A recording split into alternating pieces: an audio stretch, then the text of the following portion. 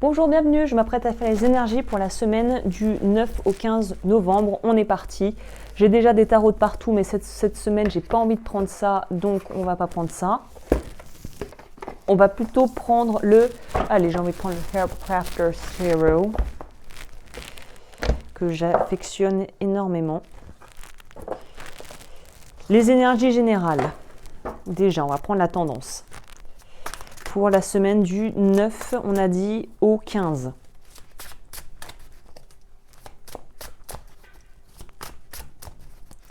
« 9 au 15. 9 au 15. Quelles sont les énergies pour la semaine du 9 au 15 ?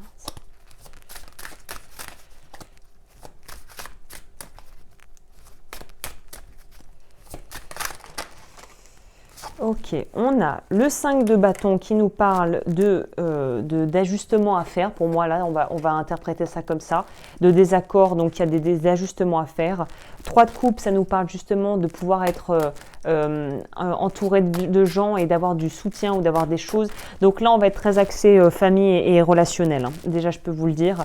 Là, c'est pas forcément, ça pourrait peut-être être au travail. Non, ouais. C'est lié à la famille. D'une manière ou d'une autre, là, on est sur quelque chose qui est en lien avec la famille, qui va nous parler justement de choses à dénouer, de conflits ou de choses à mettre au clair avec vos proches ou avec votre famille de cœur, si c'est pas la famille biologique. Hein. Mais il y a vraiment une notion ici quitte à se retrouver ou à vraiment, de pouvoir se retrouver physiquement ensemble ou en tout cas de pouvoir, si c'est pas physique, de pouvoir vraiment reconnecter avec les proches. Il y a une notion de repas de famille, de trucs dans le genre et d'annonces importantes au niveau famille. Quelque chose comme ça, hein, c'est ça là, l'énergie. Là, c'est très axé famille, très axé proche, relationnel, relations intimes, des relations avec des gens, vraiment, c'est pas juste les collègues de bureau, là, on est vraiment sur des choses qui nous concernent vraiment intimement, personnellement. Hein. Ok, on va voir un peu plus, on va creuser dans ce sens-là pour voir. Semaine du 9 au 15. Ah là, celui-là, le petit diable. Alors, écoutez, c'est dans le prolongement de la semaine passée où j'ai également sorti le diable avec le 10 de bâton. Donc là, vraiment, on va nous demander de vider notre sac. S'il y a des choses qui ne fonctionnent plus sur le plan sentimental, sur le plan amical, sur le plan familial, il est temps de mettre les choses au clair, de mettre les points sur les i, de pouvoir dire ce qu'on a sur le cœur, parce que j'ai l'impression, pour certains d'entre nous, on en a gros sur la patate, il faut que ça sorte. C'est un petit peu, la semaine dernière, on nous poussait à travailler sur l'aspect colère, l'aspect animal qu'on a en nous, l'aspect bête et en même temps homme raisonné. Et là, on va nous demander de travailler plus sur l'aspect émotionnel, en lien encore une fois avec des peut-être conflits d'ordre familial qu'il faut désamorcer parce que là c'est devenu tellement lourd qu'on est arrivé au bout de quelque chose, il faut en finir avec ça en fait. Hein. Il y a besoin de faire baisser la pression, de sortir d'un sentiment de victime. Si on a l'impression de subir ce que l'entourage, il y a quelque chose à faire de ce côté-là. Hein. Ouais. Là, il y a attention aussi... c'est très dense parce qu'on voit qu'on a quand même 2 reines déjà, donc les reines sont quand même des énergies, on va dire, plus féminines, hein, sans dire femmes, mais c'est quelque chose qui va être... quoique la reine d'épée pour moi c'est quand même assez yang. Hein. En tout cas, globalement, là déjà avec ça, on va nous parler pour moi de peut-être qu'il va y avoir, là le premier truc qui me vient, c'est peut-être de la jalousie, s'il y a toujours eu de la compétition par rapport par exemple entre 2 filles, 2 sœurs vis-à-vis du papa, il y a quelque chose de toute façon de central au père là, ça c'est évident dans ce tirage-là, il y a un truc par rapport au père.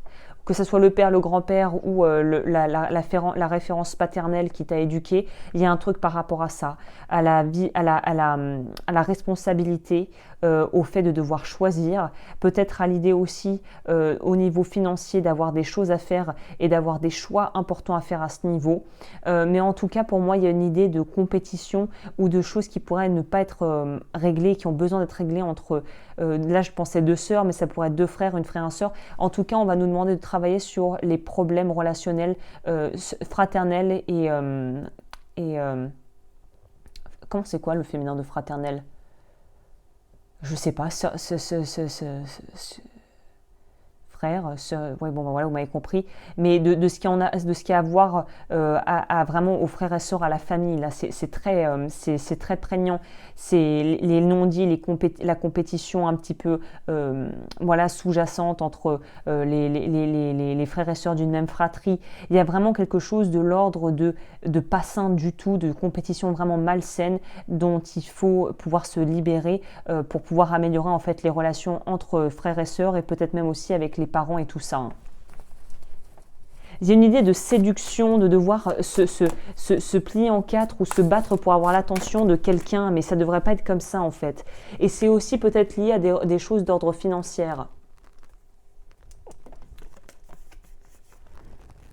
Il y a une idée de reconnaissance, comme si on se battait pour la reconnaissance de quelqu'un. Ça pourrait aussi nous parler sentimentalement parlant de devoir se battre pour avoir l'attention d'un prétendant potentiel ou d'une prétendante ou de quelqu'un qui au final est engagé ailleurs. On pourrait nous parler de sorte d'affaire à trois, de trio à trois qui est complètement malsain, quoi. Hein. Et en plus qui n'apporte rien. Là, c'est vraiment, on est au bout du bout. Donc j'ai envie de vous dire, voilà, comme on fait son lit, on se couche, faites attention à... Enfin, c'est même pas faire attention, mais là, c'est posez-vous clairement et voyez vraiment objectivement est-ce que ça vous convient comme situation, quoi. Parce que là, on nous pousse quand même à aller vers quelque chose de différent et faire quelque chose qui prendra peut-être du temps à se mettre en place dans la matière et qui prendra peut-être du temps pour effectuer tous les changements nécessaires, mais quelque chose qui en vaut la peine pour le coup. Hein.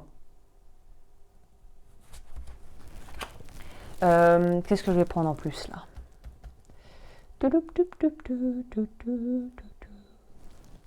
Je sais pas, qu'est-ce que je peux complémenter? Bon, on va prendre ça. Et peut-être ça.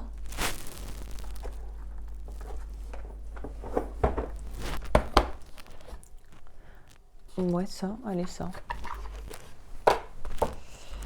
Pour la semaine du 9 au 15, s'il vous plaît.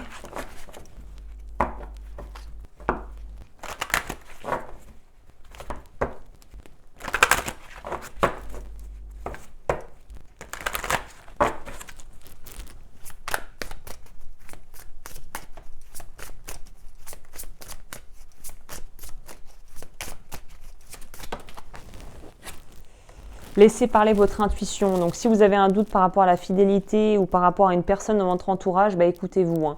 Écoutez votre voix intérieure. Soyez conscient de vos ressentis les plus intimes. Soyez attentif aux flashs, aux signes et aux synchronicités qui se manifestent pour vous guider. Donc, en plus, la vie va vous envoyer des espèces d'appels de phare si vous aviez des doutes. Donc, pour moi, c'est une semaine où on va pouvoir éclaircir aussi le doute par rapport à des gens dont justement, on n'était pas sûr. Hein. Ça a le mérite d'être clair. Vu qu'on est en novembre, je continue sur ma série où j'aime beaucoup utiliser l'oracle d'Halloween pour avoir un complément. On est encore en novembre, on est officiellement passé dans l'ère des Sagittaires là. Ah oui, on est passé. Bon alors ça sera voilà les derniers. Le voile, l'avenir, malice ou artifice. Bon là c'est clair. Le diable d'ailleurs c'est très... En anglais on dit trick or treat. Et c'est vraiment ça. Dans quoi est-ce que tu t'engages là? Dans quoi est-ce que tu vas hein? Parce que ça a peut-être l'air alléchant de prime abord, mais c'est pas forcément de bon pour toi. Hein. Alors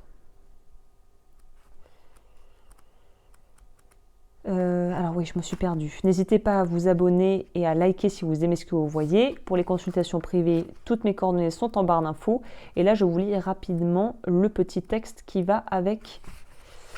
Ceci, le voile pour moi c'est aussi assez parlant hein, de se dire est-ce qu'on se voile la face par rapport à quelque chose hein. Une voile de brume gît qui nous sépare tous, un voile qui cette nuit amincit, œuvre tissée qui se part de sa transparence où l'avenir se révèle par avance. Les anciens Celtes avaient comme coutume de désigner la période correspondant à la plus longue nuit de l'année par le terme Samayan ou Samhain. Ils croyaient en l'existence d'un voile séparant le monde des morts et celui des vivants qui s'amenuiserait, mais uniquement 2 nuits par an lors du Samayan et du Beltayan, la nuit la plus courte. L'aspect ténu du voile véhiculait plusieurs significations. Les ancêtres et même les dieux étaient au plus près des vivants, la communication avec les morts était plus probable et la divination, moment où le divin emprunte toutes sortes de moyens pour s'adresser à nous, s'avérait d'une efficacité accrue. Ainsi, alors que ce voile se lève, sachez que le tirage actuel vous révèle la proximité des êtres des autres univers. Écoutez plus particulièrement les messages relatifs à votre avenir susceptible de surgir. Faites appel à vos souhaits les plus profonds que vous voudriez voir exaucés. À cette fin, établissez des plans, faites part de vos intentions et voyez les choses en gros.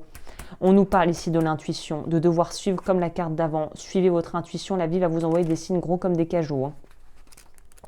Posez une question, si vous avez des questions par rapport bien spécifiques, posez-les, quitte à les écrire et laissez envoyer ça à l'univers symboliquement et laissez les choses se faire et vous allez avoir des réponses à mon avis très rapidement. Hein.